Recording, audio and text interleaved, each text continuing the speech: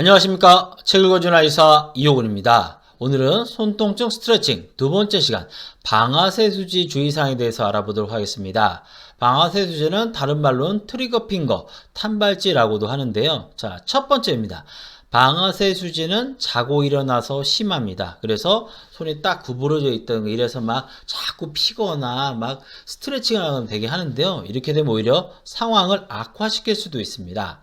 이는 수면으로 손가락 운동을 하지 않을 때 손가락 굴곡근이 움직이는 공간에 활액이 부족해지며 생기는 현상이다. 대개 일어나서 예를 들어서 기상을 7시에 했다고 할게요. 그러면 대개 오전 10시에서 12시 전후로 해서 활액이 채워지면 부드러워지기 때문에 기상에서 2-3시간, 3-4시간 정도 지나면 활액이 채워지겠죠. 오전에 손가락이 굳어 있다고 해서 특히 기상시에 손가락을 막 능동으로 움직이려고 하거나 수동으로 막 무리하게 움직이지 않는 것이 좋습니다. 또 다른 2차적인 손상을 유발할 수 있기 때문에 그렇습니다. 두 번째, 통쳐, 눌러서 아픈 부위를 누르지 않는다. 자, 방아쇠수지는 예를 들어서 중지에 있다고 하면 바로 한 요 정도 되는 위치에 풀리가 있는 곳에 통쳐를 누르면 아프게 됩니다. 자꾸 눌러서 주무르거나 마사지를 하는 사람들이 있는데요. 이렇게 되면 그 통증 부위에 압력이 가해지면서 염증이 더 커질 수도 있고 퍼질 수도 있겠죠. 그래서 통초를 누르지 않는 것이 좋습니다. 세 번째, 손 사용 시 풀리, 활차 부위가 눌리지 않도록 한다.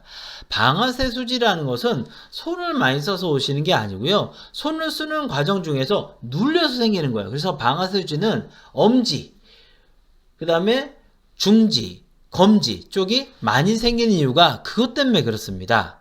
그래서 예를 들어 골퍼의 골프채, 테니스 선수의 라켓, 셰프의 칼, 마우스 사용 등으로 인해 손바닥의 특정 부위가 눌려 방아쇠수지가 되는 경우가 있는데 손을 많이 사용하는 직업군의 경우 특히 손상을 조심한다. 즉 손을 많이 쓴다고 해서 그러는 게 아니라 손을 많이 쓰는 과정 중에서 1번, 3번, 4번 쪽에 풀리가 눌리면서 건초염이 생기는 것이 바로 방아쇠수지입니다.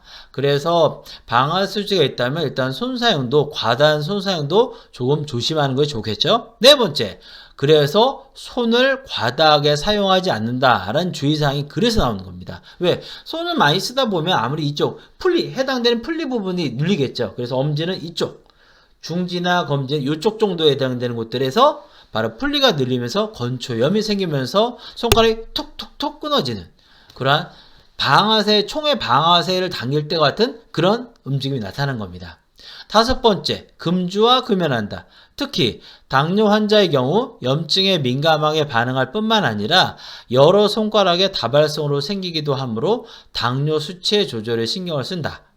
특히 방아쇠수지와 같이 통증이 있다는 건 염증이 있다는 거죠. 그 상태에서 술이 들어가면 증상이 더 악화되겠죠. 그래서 금주와 금연하는 것이 좋습니다.